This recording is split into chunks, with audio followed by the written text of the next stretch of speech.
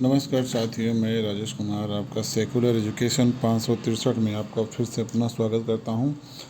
और जैसा कि हम लोग भूगोल में देख रहे थे कक्षा 6 की एनसीईआरटी चैप्टर नंबर 5, जिसमें था पृथ्वी के प्रमुख परिमंडल। तो साथियों, हम लोग सब्जेक्ट को, थ्योरी को देख चुके थे। अब आज हम लोग क्वेश्चन आंसर करेंगे। तो जिसमें था कि पृथ्वी के 4 प्रमुख परिमंडल कौन से हैं। ठीक है दोस्तों, तो अगर हम पृथ्वी से देखें, पृथ्वी के मतलब ग्राउंड लेवल से देखें, ज़मीनी स्तर से, तो पहला जो मंडल होता है जिसमें कि हम लोग सांस लेते हैं, जिसमें कि बारिश होती है, हवाएं चलती हैं, धूल भरी आंधियाँ चलती हैं, मौसम संबंधी जो भी घटनाएं होती हैं, उसको कहा जाता है,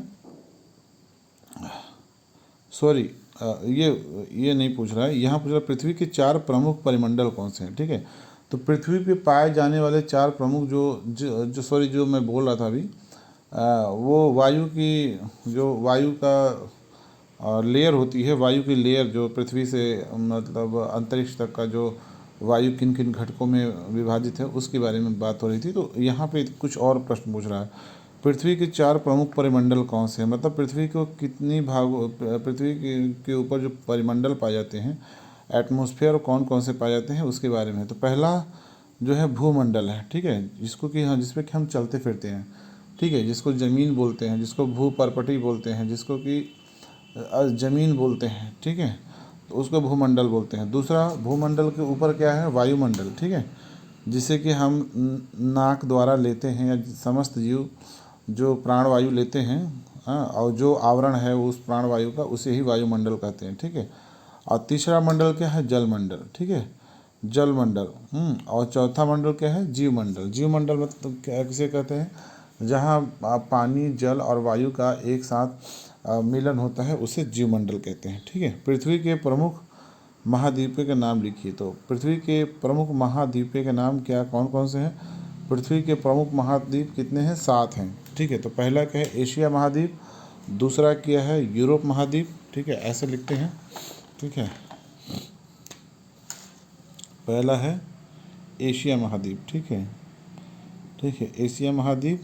ठीक है, एशिया महाद्वीप, महाद्वीप। ठीक है, पहला महाद्वीप। दूसरा आपका हो जाएगा यूरोप महाद्वीप, यूरोप महाद्वीप। ठीक है, ठीक है, तीसरा हो जाएगा अफ्रीका महाद्वीप, अफ्रीका महाद्वीप। ठीक है, चौथा हो जाएगा साथियों आपका उत्तर अमेरिका, उत्तरी अमेरिका, अमेरिका महाद्वीप। ठीक है, पांचवा हो जाएगा दक्षिणी अमेरिका महाद्वीप, दक्षिणी अमेरिका महाद्वीप। ठीक है, छठवां हो जाएगा ऑस्ट्रेलिया, ऑस्ट्रेलिया महाद्वीप। ठीक है, सातवां हो जाएगा अंटार्कटिका।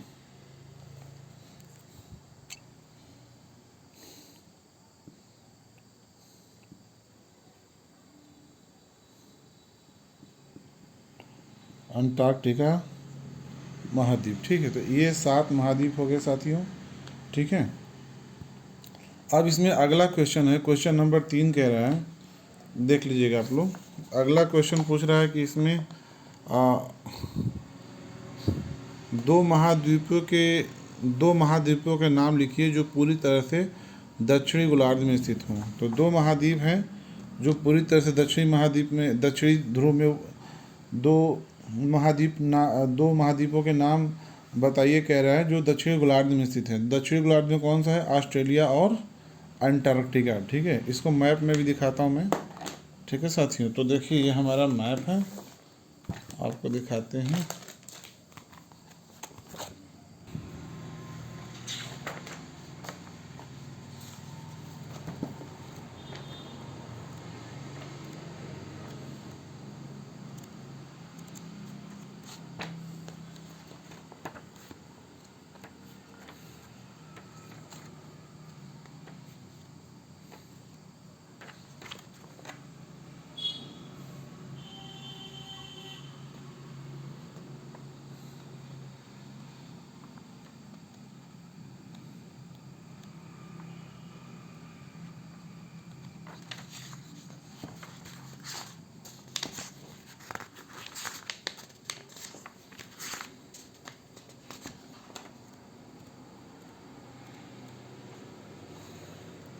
ये साथियों, ठीक है, ये है, देखिए, ये हमारा ऑस्ट्रेलिया महाद्वीप जो है, ऑस्ट्रेलिया महाद्वीप वो हमारे दक्षिणी गोलार्ध में आता है। देखिए ये हमारा पूरा गोलार्ध हो गया, ये गोलार्ध। तो ये यहाँ से अगर 20 से अगर हमारी जो विषुवत रेखा है उसके ऊपर वाले देश उत्तरी गोलार्ध के कहे जाते हैं, विषुवत रेखा के नीचे वाले जो देश हैं उसको देश या महाद्वीप है उसको दक्षिणी गोलार्ध के महाद्वीप या देश कहा जाते हैं। तो ये ऑस्ट्रेलिया महाद्वीप और ये अंटार्कटिका, ये जो हमारा अंटार्कटिका है ये पूरी तरह से दक्षिणी गोलार्ध में स्थित है। ठीक है, ठीक है दोस्तों, आगे देखते हैं अगला प्रश्न है साथियों, अगला प्रश्न है कि वायुमंडल में विभिन्न परतों के नाम लिखिए। वायुमंडल की विभिन्न परतों के नाम लिखिए। तो वायुमंडल की विभिन्न परतों के नाम हैं, बता रहे हैं आपको। अगर धरती से देखेंगे, पृथ्वी से देखेंगे या फिर जमीन से देखेंगे, नीचे से ऊपर का जो क्रम होगा वायुमंडल के विभिन्न परतों का, तो पहली परत होगी आपकी कौन सी? क्षोभ मंडल। ठीक है, पहली परत क्या होगी हमारी? क्षोभ मंडल। ठीक है, ये क्षोभ मंडल, क्षोभ मंडल, ठीक है, इसको एटमॉस्फेयर भी कहते हैं। ठीक है, जिसमें कि हमारी मौसम संबंधी घटनाएं होती हैं। ठीक है, मौसम संबंधी घटनाएं होती हैं, बारिश होता है, ठीक है, धूल भरी आंधियाँ चलती हैं। ठीक है, और जितनी भी मौसम संबंधी एक्टिविटी होती है वो क्षोभ मंडल में होता है। दूसरा मंडल हमारा साथियों होता है कौन सा? जमीन से देखेंगे तो समताप मंडल। ठीक है, समताप मंडल। ठीक है, समताप मंडल होता है दूसरा। मौसम संबंधी सारी क्रियाएं जो क्षोभ मंडल में होती है, इसमें तापमान जो है समान बना रहता है। तो हवाई जहाज, एरोप्लेन, जो फ्लाइंग संबंधी जो एक्टिविटी हो समताप मंडल में होती है। ठीक है, तीसरा मंडल आता है मध्य मंडल। ठीक है, मध्य मंडल, मध्य मंडल। ठीक है, मध्य मंडल क्यों? क्योंकि दो मंडल इसके ऊपर हैं, दो मंडल नीचे होंगे, तो ये बीच में होगा, इसलिए इसको मध्य बोला जाएगा, मध्य मंडल। ठीक है, चौथा क्या हो जाएगा? आयन मंडल। ठीक है, आयन मंडल, आयन मंडल। ठीक है, आयन मंडल। ठीक है, पांचवा कौन सा मंडल है? बहिर्मंडल। सैटेलाइट संबंधी जो एक्टिविटी होती है यहाँ आयन मंडल होती है। बहिर्मंडल,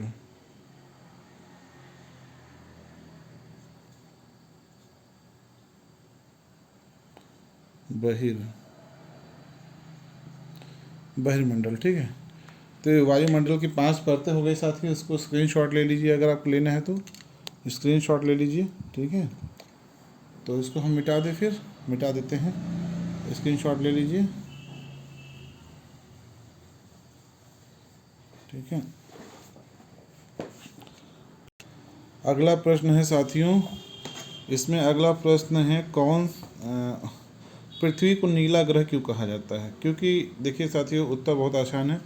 पृथ्वी को नीला ग्रह इसलिए कहा जाता है क्योंकि इस पे जल की अधिकता है, 71% सरफेस पे लगभग पानी है। ठीक है, इसीलिए इसको नीला ग्रह कहा जाता है, और आसमान से देखने पे यह नीला दिखाई देता है, इसलिए इसे नीला ग्रह कहा जाता है। ठीक है, अगला प्रश्न है उत्तरी गोलार्ध को स्थलीय गोलार्ध क्यों कहा जाता है? ठीक है, जैसा कि साथियों हमने आपको दिखाया था, उत्तरी गोलार्ध को स्थलीय गोलार्ध इसलिए कहा जाता है कि जो हमारा पृथ्वी पे अधिकतम जो भूभाग है वो उत्तरी गोलार्ध में पाया जाता है। जैसा कि आप लोग देख सकते हैं। ठीक है, देखिए आप लोग देख सकते हैं कि पृथ्वी का जो मैक्सिमम मत देखिए, ये अगर हम इसको विषुवत रेखा माने, इसको 0 डिग्री माने, तो अधिकतम जो देश हैं, जो स्थलीय भाग हैं, अधिकतम देखिए इधर से आपको मैं पूरा दिखा दे रहा हूँ। देखिए जो अधिकतम स्थलीय भाग हैं, अधिकतम वो कहाँ हैं? वो 0 डिग्री से ऊपर हैं, 0 डिग्री से ऊपर है, पूरा इधर है। इधर बहुत कम देश हैं। ये दक्षिण अमेरिका महाद्वीप दक्षिण में है, दक्षिण अमेरिका महाद्वीप का कुछ भाग दक्षिणी ध्रुव में है, और अफ्रीका महाद्वीप का थोड़ा सा भाग दक्षिणी ध्रुव में है, और ऑस्ट्रेलिया है। ठीक है, और थोड़ा सा ये नॉर्थ ईस्ट के जो कंट्री हैं वो सब, बाकी अधिकतम देश तो ऊपर ही हैं। इसलिए उत्तरी ध्रुव को स्थलीय ध्रुव, उत्तरी गोलार्ध को स्थलीय गोलार्ध कहा जाता है। ठीक है, इसलिए उत्तरी गोलार्ध को स्थलीय गोलार्ध इसलिए कहा जाता है क्योंकि अधिकतम देश क्योंकि उधर ही पाए जाते हैं, उत्तरी गोलार्ध की दिशा में। ठीक है, जीवित प्राणियों के लिए जीवमंडल क्यों महत्वपूर्ण है? जीवित प्राणियों के लिए जीवमंडल इसलिए आवश्यक है क्योंकि जीव जो है जो सारे प्राणी जो है जीव मंडल में ही रहते हैं, जहाँ पानी, जल और वायु का मिश्रण होता है, तीनों आपस में मिलते हैं, समुच्चय बनाते हैं, वहाँ पे जीवों का निवास होता है, इसलिए उसको जीव मंडल कहा जाता है। ठीक है। अब यहाँ पे देखिए बहुविकल्पी है। कौन सी पर्वत श्रृंखला एशिया एवं यूरोप को अलग करती है? तो यूराल पर्वत श्रृंखला जो है यूरोप और एशिया को अलग करती है। यूराल पर्वत श्रृंखला कहाँ होगी साथियों? तो यूराल पर्वत श्रृंखला एशिया और यूरोप के बीच में है। ठीक है ना, इधर कहीं होगा। ठीक है, इधर कहीं बीच में होगा। ये एशिया है और ये यूरोप है, तो इधर बीच में कहीं यूराल पर्वत होगा। ठीक है, देख लीजिएगा। ठीक है, उसके बाद क्या है? उत्तर अमेरिका दक्षिण अमेरिका से कैसे जुड़ा है? स्थल संधि से। उत्तर अमेरिका दक्षिण अमेरिका से स्थल संधि से जुड़ा हुआ है। स्थल संधि कहाँ है? देखिए ये स्थल संधि है। ठीक है, ये दक्षिण अमेरिका है, ये उत्तर अमेरिका है, और ये कहाँ से जुड़ा है? स्थल संधि से जुड़ा हुआ है। ठीक है। उसके बाद वायुमंडल में किस गैस का प्रतिशत सर्वाधिक है? तो किसका है? नाइट्रोजन का। पृथ्वी का कौन सा भाग ठोस चट्टानों का बना होता है? तो थलमंडल। ठीक है, अगला क्वेश्चन है, सबसे बड़ा महाद्वीप कौन सा है? एशिया। खाली स्थान भरे। पृथ्वी का सबसे गहरा भाग मेरियाना गढ़ प्रशांत महासागर में स्थित है। ठीक है। हिंद महासागर का नाम, देखिए यहाँ दिया किस महासागर का नाम एक देश के नाम पर पड़ा है? तो हिंद महासागर। देखिए, स्थल, जल एवं हवा का सीमित भाग हो जिसमें जीवन के लिए आवश्यक है, उसे क्या कहता है? जीवमंडल। यूरोप एवं एशिया महाद्वीप को एक सम्मिलित भाग में क्या कहा जाता है? यूरेशिया। पृथ्वी पर सबसे ऊंचा पर्वत शिखर माउंट एवरेस्ट। ठीक है, तो हो गया साथियों। अब हम लोग अगला चैप्टर देखेंगे अगले भाग में। तो आज के लिए इतना ही, बहुत बहुत धन्यवाद। और देखिए साथियों, ये हमारा जो मिशन है, ये देश के शोषित, पीड़ित, वंचित समाज जो है उसको जागरूक करने का एक मिशन है। ठीक है, जिससे कि मुफ्त में शिक्षा देके लोगों को जागरूक किया जाए और लोगों को सशक्त, सक्षम, आर्थिक सबल बनाया जाए, ताकि वो भी देश की अर्थव्यवस्था में अपना योगदान दे सकें। और जो ताकतें देश को गुलाम बनाना चाहती हैं, जो लोकतंत्र को ख़त्म करना चाहती हैं, जो संविधान को ख़त्म करना चाहती हैं, जो दबे कुचले लोगों को मौका नहीं देना चाहते हैं, उनका जो है वो मिल के जुट के उनका जो है मुकाबला करें। ठीक है, जब पढ़ेंगे, लिखेंगे, सशक्त बनेंगे, पैसे कमाएंगे, तभी वो अपने लिए भी लड़ सकते हैं, तभी वो अपने लिए भी कर सकते हैं, तभी अपने आने वाली पीढ़ियों के लिए भी कर सकते हैं, और समाज और देश के लिए भी कर सकते हैं। इसलिए इस शिक्षा की इस मुहिम में, जो पढ़ाने की मुहिम है, अपना योगदान दीजिए साथियों। बस आपसे यही निवेदन है कि आप मेरे चैनल को केवल सब्सक्राइब करें, लाइक करें, कमेंट करें। यही मेरे लिए सबसे बड़ा योगदान है। ठीक है, धन्यवाद साथियों। जय संविधान, जय लोकतंत्र, जय भारत।